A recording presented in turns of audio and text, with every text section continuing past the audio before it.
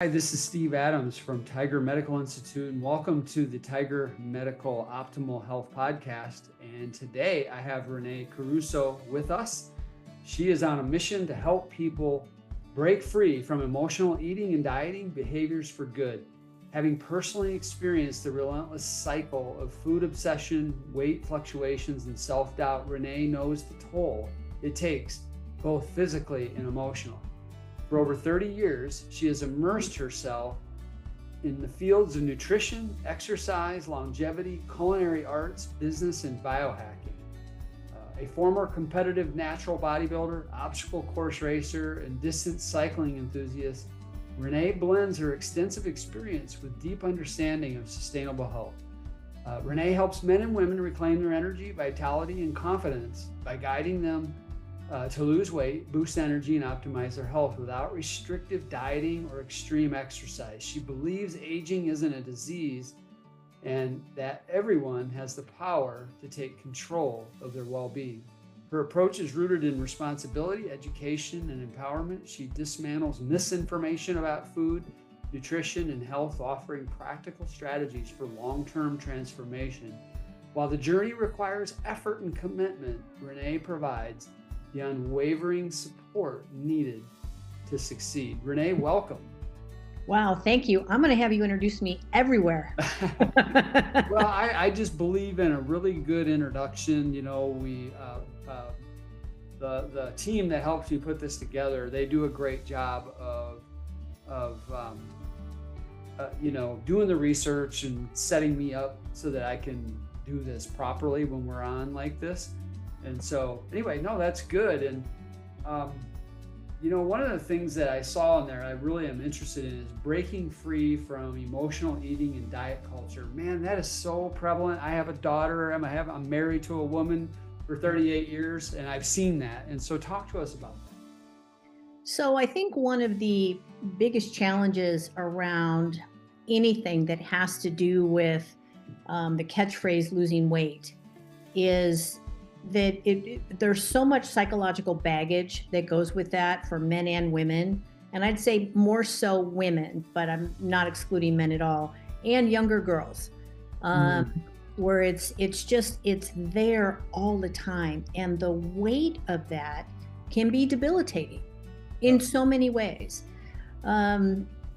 Culture really weighs heavy, doesn't it? It does. And everything's so focused on lose 20 pounds, blank, blank, blank, lose 40 pounds in blank, blank, blank. We don't want people to lose weight. We want them to shift fat mass so that they've got a healthy BMI. That's what's important, not the weight. And that's what I try to help people really, really understand. So we have to look at everything. How tall are you? How old are you? At my age now, my lean to fat ratio is still very good, but it's different as an older woman than it was when I was competing. Sure. And those things matter. Yeah. Can you unpack that a little bit? Like why weight doesn't matter so much is that you really want to focus on the BMI and why BMI is important. Yes, because there's a big difference between the sub-Q fat, that's the fat that people can see, like that beer belly. Yep. Or for women, what we tend to get, especially as we're starting to shift into change of our life, menopausal and everything, is we start to get fat in that weird area, like that weird back bra fat. We start to store it differently in the love handles. And then often women will get a little bit of what we call that estrogen belt. Around their middle, and no matter what they do, you're not going to exercise it off. And there's a whole variety of reasons, right? There's metabolic, but even more important to that, while we can see some of that, what we need to be concerned with is visceral fat. And that's the visceral fat around our organs. Is it crowding our organs? Do we have problems with our liver as a result? And understanding that mass ratio, I think, broadens the conversation around being overweight or not, because what we're looking at, we're starting to shift the idea that we need to look internally for a health standpoint, not just external. Can I ask you then, is the BMI highly correlated then with excess? So as it goes up, you have your amount of internal visceral fat is also going up? Is that kind of a measure of that? Not always. Okay. Not always, because, you know, we've got SOFI, skinny on the outside, fat on the inside. Yep. We've got people. So much of it is still tied dietarily. And there are people who have a lot of sub-Q fat who still have a level of metabolic health that can surpass the SOFIs. Yeah. So that's one component where you've got to start to look at food. You've got to start to look at intake of, your food intake, your insulin levels. Are they actually active? How are they sleeping? Yeah, right. All sorts of things. Got it. I know we've had hundreds of people go through the Tiger program, and so I think where it shows up, especially, is in the metabolic type testing. When someone is, you know, pre-diabetic or diabetic, they have insulin resistance, they have a high nominal score on their glucose, they're showing signs a little bit of potentially autoimmune, or their lipid markers aren't there. That's going to tell you, hey, you have a fat on the inside problem, fatty liver type measures. Yeah. Okay. Yeah. I see what you're saying. Keep going. Sorry. No, so that's part of that shift, is really starting to get to understand their bodies and appreciate it more. And I use that approach the same way I approach food with clients. We weren't taught how our bodies work. People don't know. And our parents and grandparents, by and large, didn't have to worry about food. The food supply. It wasn't so processed. Yeah, the food supply, wasn't what it is now. The lifestyle was very different. We were much more physically active outdoors. It was just a different time. All of those things. So I don't think it's just one thing. Food is a component of it, but there's lifestyle that's a big component of it. And all of that needs to be looked at to really help people kind of appreciate what is going on. What do we tackle first? What do we see as the most acute based on some of their blood work, as well as how they're feeling physically, to tackle so that we can actually start to move the marker, the ultimate goal being metabolic health long-term, because that's what's going to change pretty much drive everything as we're learning. It does. Yeah, right. And that's what takes 85% of the people off the board too, is it's not rare stuff, it's metabolic disorders. Yeah. So and unfortunately, I don't think, you know, we don't, not being political in any way, shape, or form, we don't have a healthcare system. We have a sick care system. Yep. And the time it takes to dive into this a little bit, what makes it a challenge is we live in a culture, we want everything easy. Easy. Now, my food, my this. We're always going. Shot every month and lose 25 pounds. Yep. Yeah. And it takes a little time. If you're going to start understanding the food that you put in, you may have to source your food better. You may have to go to the grocery store more often. You may have to prepare your meals. But there's ways around all of this. I travel extensively, and I'm in airports a lot. I'm at conferences a lot. I don't have control of all the food that's put in front of me, but I do have control of what I put in my body. Yep. And it's just a strategy. It's just planning ahead. Yeah. So I have a question for you. You know, you obviously, we have seen with our own clinic, our own company, that visceral fat and weight can melt off naturally when it's done properly and approached properly, and it can stay off. And I know you do the same thing. And so, you know, talk about sustainable weight loss and how that ties with natural energy improvement and all of that, because I know that's part of what you do. So kind of unpack how you do that. So we've talked about, you know, emotional eating and weight and all of that, and how you want, it's not weight, it's composition of the weight. Now talk about how you go into getting that improved energy and sustainable weight loss, because that's what people really want. Yeah, it is. And when I start out working with a client, and we do the full intake on them, I learn about their lifestyle. Do they have kids? Are they on the go all the time? All of these things matter, because all of those are different levers we can push on. We know that there's basically 4 main levers we can address: exercise and movement, nutrition, sleep, right? So that's going to be the main levers that we can push. But inside of that, if we can start to look at one meal at a time. So I work with clients, and when we start, we literally address one meal at a time. I do not do meal plans at all, because it doesn't teach people how to put their food together. It's not a point system, and they're not on a diet anymore. Don't use the word diet at all. Now, if I'm working with a client who is more metabolically unhealthy, and they're into type 2 diabetes, and we're trying to reverse a condition, we may have more restrictive eating schedules for a period of time. But the goal is how they're going to eat then is still pretty similar to new lifelong habits we're trying to instill. So to do that, there's so much emotion around food, because food is holidays and celebrations and birthdays and food reward systems. You skin your knee, you fall down, you get hurt. Mom blows on it, she repairs it, and she gives you a little treat, right? These are all things. So we've inadvertently created food reward systems, and we carry that with us as we grow up.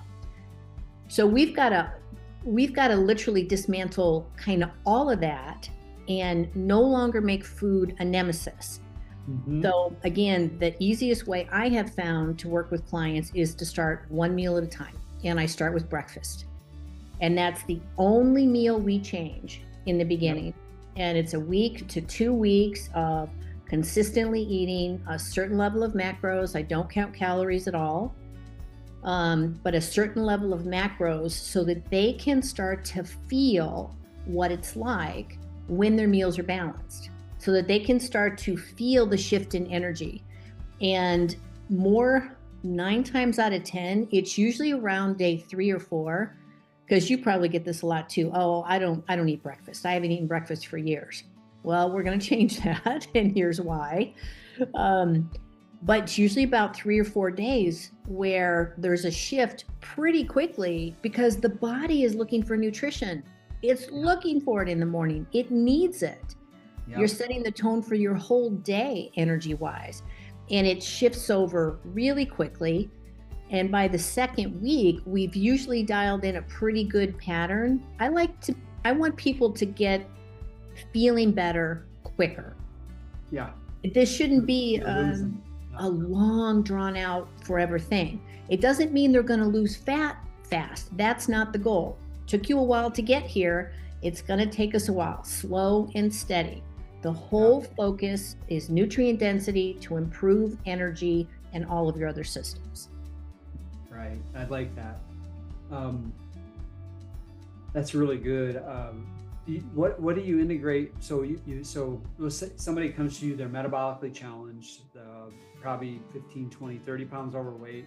You start with that breakfast. Do you incorporate anything else? Do you maybe, hey, start walking around the block, something like that to get them moving? Is there anything else that you try to do? Yes, but it depends how overweight they are. Yes. Like when I've got somebody who's 80 pounds overweight and has a pretty high level of inflammation, has a high HbA1c, has high homocysteine markers, has gut dysbiosis. All of those things are going to have an impact on, again, what do we want to push on first? Because if I say go out and walk the block, they may not be able to. So how can we incorporate just more periodic movement? And I help clients understand a big difference between movement versus structured exercise, because they're not the same. Right. So maybe for them, it's a matter of being able to walk up and down the hallway at work. So if you're sitting, and I have them set a timer on their phone. If you've been sitting for 90 minutes, you've got to get up and walk down and back before you get back to work. And it's not to the treat station. It's actually very specifically designed to get you moving. Yeah, right. But all of it sounds like it's baby steps, because if you set it too high too fast, they won't do it. They won't do it, and then it's this, I'm a failure. Right. I I can't do it. And we just have to unlearn some of the things that we've inadvertently learned, or the ruts, we get into a rut that have become a hardwired habit. And the only way to really do that is kind of deliberate, consistent attention to it, so that while it's now rewritten in the pattern, we start to bring in the next thing and then the next thing.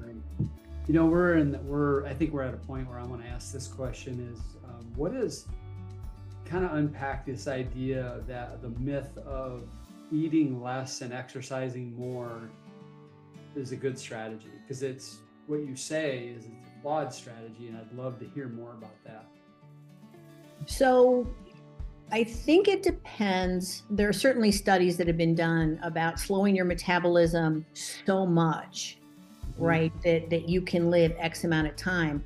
And those people are taking in like 500, 600, 700 calories a day, but they have very little muscle mass and they don't do much. The whole goal is just, how long can I live? Yeah. And that's okay if that's what you want, but it's not for most of us. And I think there's a number of things that we have to look at. There is an age factor. There is a hormone optimization factor. All of these things make a difference. There's lifestyle and culture. The other thing is understanding your phenotype. So when I look at all of the hereditary markers that I've tested so far, as well as I keep an eye on, the labs, because that's a true test of, regardless of how good I think I'm eating, what does the blood work show? Right. Exactly. That matters. My body personally does not do well with caloric restriction. For me to maintain the lean mass that I like, which I like a slightly more muscular physique on myself, I have to exercise it and eat appropriately. When I restrict calories, it doesn't work for me. I have to get in the amount of nutrients and macro components on a daily basis. But at the same time, I play with this metabolic flexibility. So some days I'll eat 3,000 calories. Some days I'll eat 1,500. My exercise remains pretty much consistent, and I don't exercise like crazy, not like I used to. Oh my God. Calories in, calories out. Gonna eat the chocolate cake, gonna go to the gym for 3 hours. Yeah, well, you were bodybuilding then, right? So yes. Yeah, that's a whole different world. And now I want to exercise as little as needed to maintain the physique that I like, and as much as I enjoy. Right. Exactly. Yep. Yeah. Sorry, my son actually called me in the middle of this podcast. Oh, that's okay. that I normally don't have my phone with me, but I'm using it for notes. So so I apologize. That's okay. Well, that's really cool.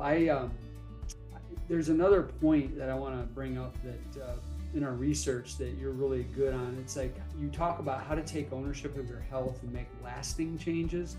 So far we've talked about, how do I get change in metabolic health, and your approach to that, which is really a great approach. How do you make it last? To get the the lasting changes you're looking for, but also that take ownership piece is interesting, because we are conditioned in this country to only do what insurance will pay for. And I don't understand why people outsource their $1 billion asset for what an insurance company says they'll pay for. I don't get it, but I understand it's conditioning and it's culture. It is. And you add in the fact that we weren't taught how our bodies work. Yeah, right. It goes back to your original statement. We weren't taught, so we don't understand. It's just like when you're a teenager and you need to sleep a lot. Teenagers need a lot of sleep, just like babies need a lot of sleep. We never chide babies for needing sleep, right? Because we know it helps them grow. Right. Teenagers need a lot of sleep. Yet as we get older, we tend to value sleep less and less. And we don't understand that you can't bank sleep. It's not like fat. You can't bank it. You can't just work yourself to death during the week and think you're going to catch up on the weekend. No, it doesn't work that way as you get older. Right. Yeah. At all. I think the ownership and responsibility piece is when I'm working with clients, we don't have good and bad food. We don't have right and wrong. Mm-hmm. What we have is, and what I try to teach them is we have things that are nutrients that we're going to put in, and we have things that are non-nutrients. And that way there's not a, oh, I cheated. Oh, I wasn't very good. It's like, no, you actually made a choice. And what we want to be able to do so that it's long-term is, and I had a client last week who she loves to go out to brunch with her girlfriends, and they do it 2 to 3 times a month. It's a very important part of her social life. Sure. So now, and they went to a place this last week, and she loves the waffles they have there. So she's been making great progress, and the waffle was something she's like, oh gosh, I haven't had one in a really long time. So she ordered the waffle, but she ordered her eggs, and she ordered some more meat. She didn't drink the mimosa. Yep. And she ate a quarter of the waffle, and she enjoyed huge progress. Yeah. She enjoyed it, but she was able to balance out because she now has a better understanding of macros, nutrients, non-nutrients, what sugar and carbs do, and how to try and balance out, which is bringing your protein and your fat. Yeah. So this becomes more sustainable, and the more you do it, there's a physiological response to it. Our bodies want nutrients. Yeah, right.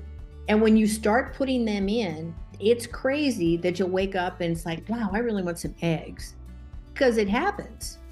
I know. That's what my breakfast is. You know, our doctors have us on these awful shakes, and they're a detox shake, and they've got a lot of really great things in them, and including an egg. And everybody says, you know, they hold their nose when they drink it, but they said we feel so good, that we're compelled to do it. And so I know what you're saying is it actually feels good to eat good. And when you start down that journey, what will happen, like your friend there, or that one of your clients, was now when I have stuff I used to eat regularly, I actually feel so bad after it that my desire for it and my cravings are progressively going away. Yes. You know, for me, this is 7-8 years ago. I've been on, obviously own a company in this space, so I have to live the brand. So I've been doing it for almost a decade now. And I'll tell you, the payoff is, you know, it sounds like you do genetics and you do full, you know, functional panels. You're looking at gut biome. So you're really doing it right. Well, because I want it to last. Right. If you start to make these changes and your motility sucks, right, it creates its own host of issues. If the food and the stuff that you process in your body can't eliminate in a reasonable time frame, there's still an issue. So all of those things matter. And what I love, it's the aha when clients. I had another client. This was great. So she tried, I don't know how many diets. You know, she was premenopause. No, she was postmenopause. And she had tried, like many women, dozens and dozens of diets, now 30, 40 pounds overweight, and had reached a point where, with confusing information, it's like, okay, well, I need pasta, I need all these veggies. The amount of stuff that she was taking in, not protein, not fat. Oh. Because of all the confusion around meat, is it good? Eggs, are they good? Fat's bad for you, right? Understanding all this. But she was always so drained that every single day, cookies and cake in the afternoon. Yep. Every single day, like just to years. Get through the afternoon. Right. Yep. Years. And she would go to one Zumba class a week to be with her girlfriends, but it would take her a week to recover. Wow. 2 weeks. Bringing in breakfast and shifting out. And within the first week, she ate no sweets at all. And all we did was shift breakfast. Yep. Second week, she was craving eggs. She's like, I can't believe it. And her husband was like, don't you want to go? They were going to go out to their favorite dessert place. And she goes, no, I don't want it. There's no cravings. That's another thing. people don't understand. When you eat your meals in balance, you don't crave. No, you're actually not as hungry as you used to be either. You just know you need to eat. Right. Yeah. That's really cool. Well, you know what I like what you're doing is every person's an individual. You're not putting them in a box when they come in. You're actually interviewing them, finding out their lifestyle, what's important to them, testing them, knowing how they're made. That's the genetic piece, the inherited piece. You have to work with that. Like for me, I don't metabolize starch. And as soon as we learned that, I was able to cure acid reflux, 25 years of reflux. I bet. It went away. Isn't that just crazy? Just that little piece of information and you take it out and your health elevates so much. Yeah. Well, my inflammation dropped 600%. My leaky gut healed. And my biome balanced just by taking starch out. Now it was hard. I lost a little, I'm a tall, thin guy, and I lost more weight initially. Yeah. That's all right. I learned how to do the protein and the good fats, and I've been able to try to start putting it back on. Yeah. But that was a good trade-off. But now, no medicine now for like 6 years for that. Good for I don't you. even use Tums, and I don't ever have those problems anymore. That was all from knowing how my body's made and then working with it. And you're doing the same thing. And the big thing I want to tell people, just to motivate them to explore talking with Rene, is that for me, I come from a family where my father is still alive. He's a GM retiree. Me and you are both from Michigan, so we get this. And had his first heart attack in his mid-50s. He's had 9. He's 83 now. Wow. The sick care system has kept him alive because of stents and surgeries. Yep. Had a stroke, has had a couple bouts of cancer. He doesn't mind me sharing this stuff because he knows it helps me make a point. Yep. I'm 61 in March, and I have zero blockage. I've done the most advanced scan you can do in the world, the Clearly scan. I've done all kinds of testing, and I don't have any of those issues, yet I have the same genetics as my dad has. I have very similar predispositions for cardiovascular disease. And so you can literally re-engineer your narrative in the future. Yes, you can. And I have a similar background. So on my mom's side of the family, my grandmother, my grandfather, their siblings, my mom and her siblings, and my own brother all have cardiovascular disease, and they either had multiple incidents or they're dead as a result of it. Hypercholesteremia. My own brother had 2 heart attacks before the age of 50. So even though I wasn't having any indication and I had a pretty healthy lifestyle, I'm like, well, I need to know. And I did the calcium score test, but then I also did the CCTA. And the good news is that with the calcium score, it was very low, but that does mean there's something there. With the CCTA, there was no soft plaque residue at all, which is why I'm very curious about the microvascular testing. But I did get tested, and genetically, I have a high LP. I have genetic LP little a. Yeah. But this is, again, one of those markers that it's important to know, because that's not fixed by statins.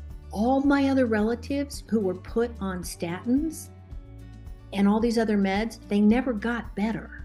No, they just managed the condition. That's all it is, right? So I'm using the specific type of medication that is needed for Lp(a), which is not a statin, that not only brought it right to where range is, all the numbers are good. And now I'm working on a level of prevention. And all of this testing is available if you've got sick care. It's available. You can get it tested, your CCTA, your LPA, your ApoB. ApoB, we know that we can at least impact that through some dietary changes. Yep.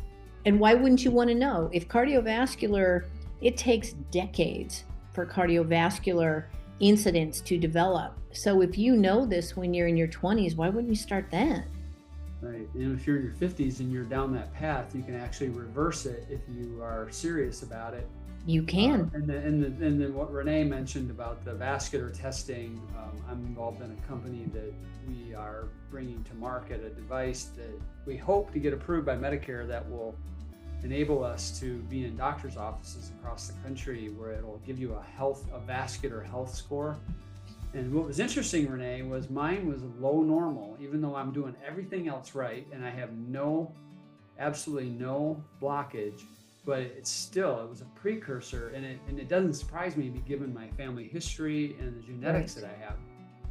And what it did was it kicked me into a gear. There was a couple of areas where I was getting lazy, and it kicked me into gear, and I'm making changes in those areas.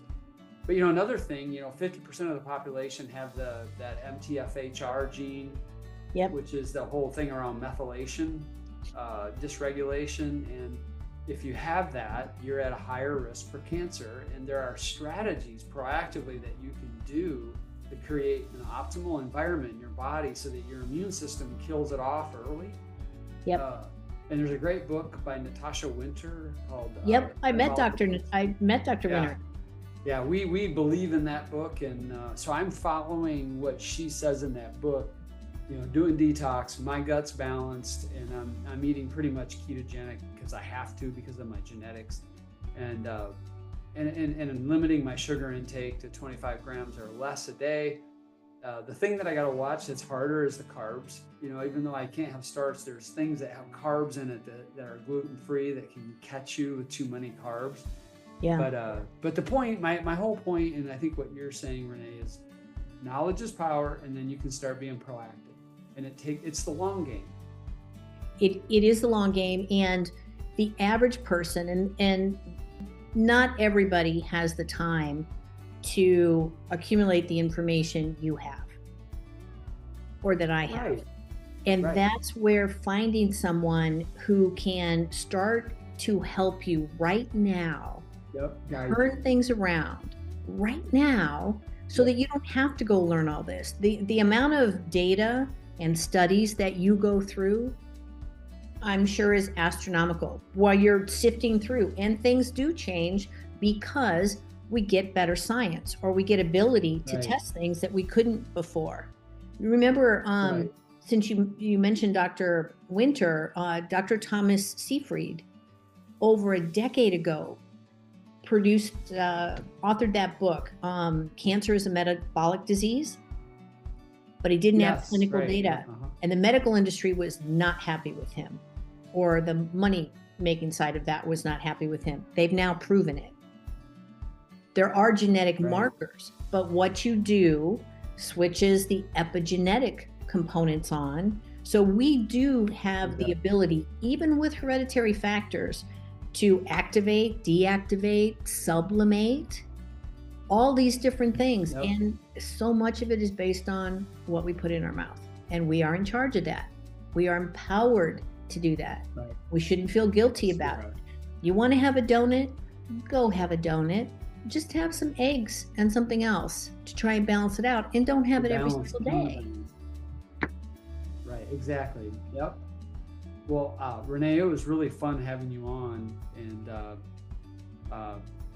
how can people get a hold of you? Because what'll happen is you'll verbalize this, and our team will get it in the show notes, and it'll be there for people easily to access. Is there anything you want to share with people about how to get a hold of you, or how you take people in, consult, anything like that? Go ahead and share it now. Sure. The easiest way to get a hold of me is to just go to renecaruso.life. That's my website. On Instagram, I'm Rene Caruso. On Facebook, I'm Rene Caruso. Just Google me, you'll find me. I can help men, women, people with eating disorders, people with type 2 diabetes, metabolic components, hormonal health, gut disruption. All my consultations initially are complimentary. So if you're somebody who just wants to even have a conversation about what's going on and see if you can get pointed in the right direction, go to my website, book a call with me, and I'd be delighted to talk with you. And the website again is renecaruso.life. Yep. It's ReneCaruso.